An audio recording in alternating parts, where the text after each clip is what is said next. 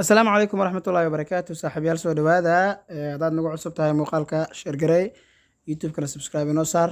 waxaan ku guda jirnaa maadada xisaabta fasalka 12aad ee dugsiga sare waxaan ka shaqeynaynaa example-ka saddexaad saa ujeedaan waxaana la siiyey cos 180 oo laga jaro theta waxaa nagala rabaa marka inaan u qorno trigonometric function as a theta only ahaan inaan u qorno nagala rabaa marka su-aashana la siiyeen soo qaadanayna waa furfuraynaa waxaana la siiyey cos 180 degree oo laga jaro theta-na la siiyey waxayna u eg tahay cos a minus b u egtahay marka furfuraynaa meeshaas hadday igu yaraatay intaa ka furfuraynaa waxaan leenahay cos 180 oo ku dhacsan cos theta meeshaan minus plus ay noqonaysaa sin 180 oo ku dhacsan sin theta leenahay so marka mid walba calculator kan gelinaynaa marka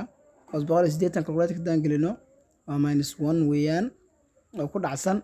cos theta aan leenahay plus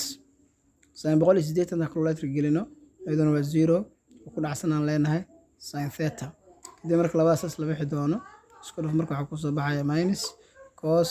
theta ku soo bixi doonto marka example-ka meeshaan ugu shaqeynay okay muuqaalka share gareeya thank you very much